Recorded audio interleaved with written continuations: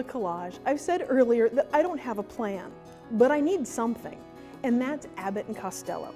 Now I need Abbott and Costello because it's a straight man and a funny man. Basically, Abbott and Costello reminds me to ask questions of this and let it play off of itself. If I can get that conversation going with the collage, it goes to fantastic places.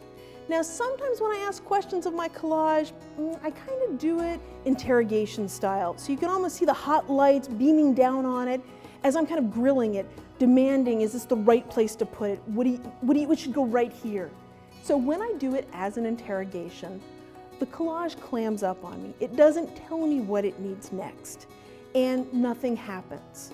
So I have to remind myself to keep it light and fun, so I think of Abbott and Costello for asking my questions. I need the straight man and the funny man so that things play off of each other. Well, I'm going to walk you through some of the collages that I've already started.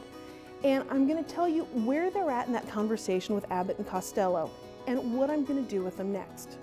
So this is one that I did on wood, and there's not a whole lot happening here. I can't get a conversation going. There's not enough. So this one I'm actually going to send all the way back to the beginning. It needs to have more collage stuff glued onto it.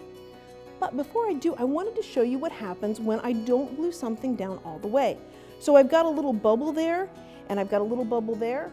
I'm going to take some tweezers, and I'm going to go in there, and I'm going to rip it off. And now I don't have a bubble there anymore. That's my answer to parts that are not collaged or glued down perfectly. I can also rip off pieces. When working, and this was actually very cheap cardstock, it did not glue down very well. It sort of buckled and bubbled on me a little bit. And that's not going to be a problem. It really is just an oops. It's an outstanding opportunity presenting suddenly to get some of this ripped texture right into that collage. But this is going back to the beginning.